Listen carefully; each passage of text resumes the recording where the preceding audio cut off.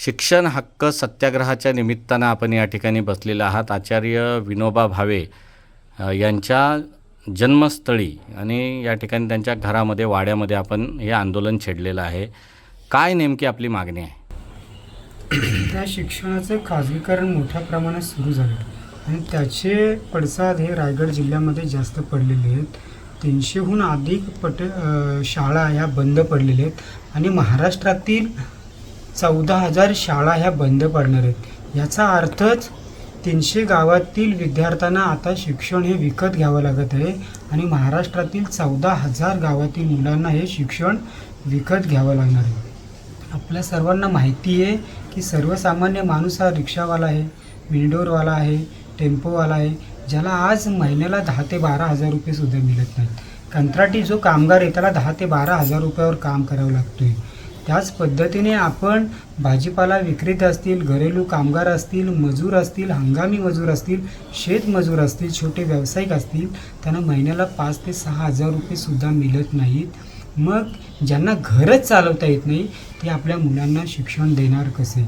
जे शिक्षणाचं खाजगी इतकं मोठ्या प्रमाणात झालेलं आहे की आज पहिलीच्या विद्यार्थ्याला 35 ते 40 हजार रुपये फी भरावी लागते आणि 10वी 12वी नंतर ही फी 3 ते 4 लाखाच्या पलीकडे जाणार आहे.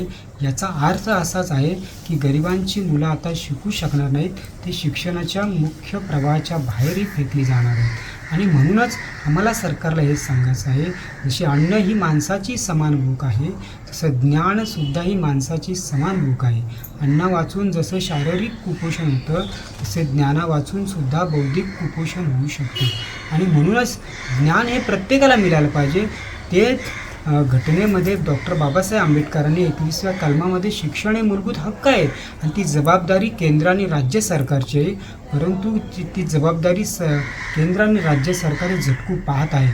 आणि म्हणूनच आम्हाला सरकारला सांगायचं आहे, प्रत्येक मनुष्य ही देशाची संपत्ती आहे आणि त्याला ज्ञान देणं हा सरकारचा अधिकार आहे.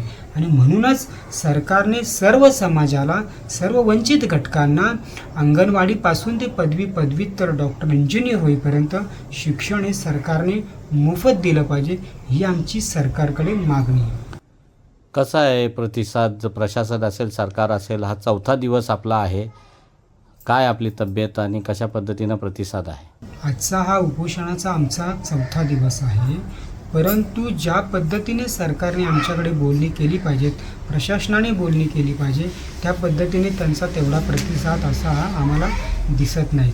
कालच जिल्हा शिक्षण अधिकारी येऊन भेटून गेले.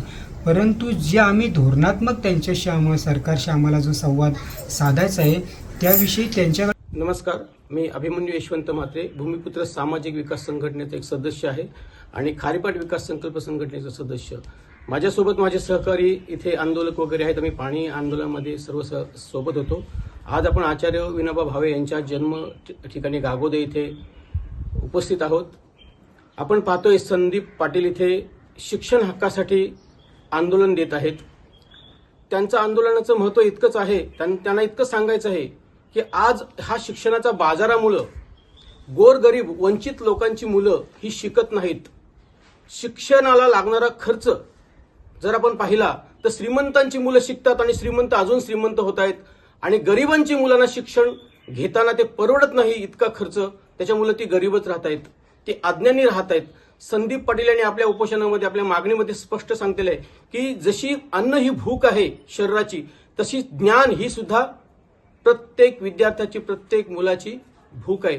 ती प्रत्येक विद्यार्थ्याला मिळालीच पाहिजे. जर आपण त्याच्यामध्ये ही दरी कायम ठेवली की शिक्षणाचा बाजार केला तर गरीब हा गरीबच होत जाईल आणि श्रीमंतांची मुलं ही श्रीमंतच होत जातील. म्हणून शिक्षण हा प्रत्येकाला मोफत मिळालं पाहिजे.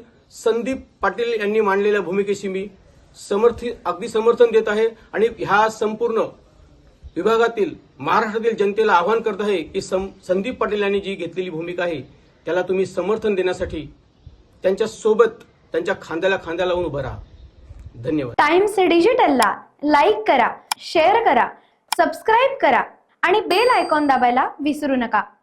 Times digital.